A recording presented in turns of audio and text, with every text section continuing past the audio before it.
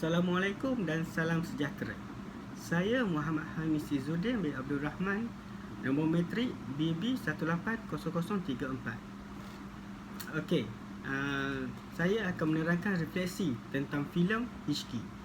Ishqi dalam bahasa Melayunya bermaksud sikap. Okey, dalam filem ini saya dapat beberapa pendekatan pengajaran dan pembelajaran, termasuklah teori pembelajaran yang digunakan dalam filem ini. Okey, apa yang saya dapat lihat dalam filem ini, teori pembelajaran yang digunakan adalah teori konstruktivisme.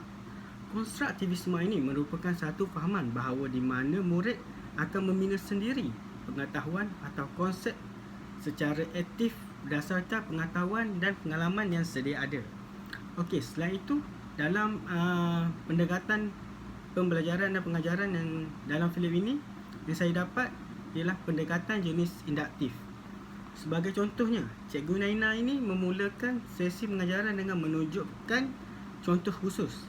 Selain itu, Cikgu Naina juga menggunakan aktiviti balingan telur semasa mengambil rekod kehadiran pelajar.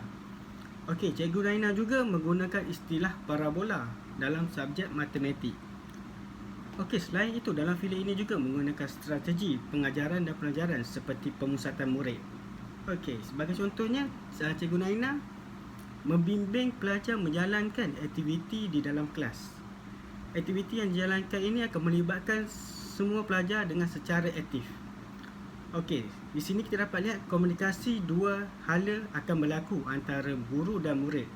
Hal ini demikian kerana Cikgu Naina mengajukan soalan kepada murid dan murid haruslah menjawab soalan yang diajukan tersebut. Okey, selain itu terdapat kaedah dan teknik pengajaran seperti demonstrasi yang ditayangkan dalam filem ini.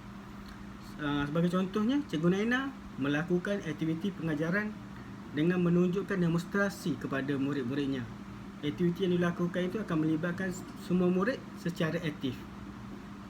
Okey, yang terakhir, apa yang saya dapat lihat ialah karakter Cikgu Naina itu sendiri.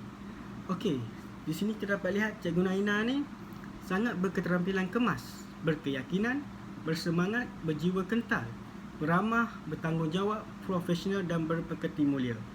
Okey, kalau saya lihat dekat filem ini, Cikgu Naina ni wajar dijadikan contoh kepada warga pendidik dan bakal pendidik.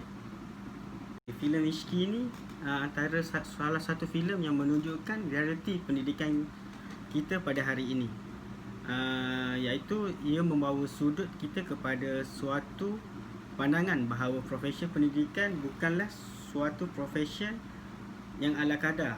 Bagi contohnya, menunggu gaji di akhir bulan. Okey,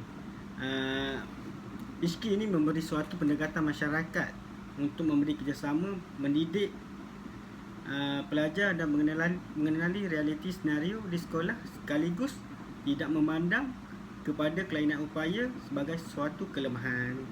Sekian saja daripada saya. Terima kasih.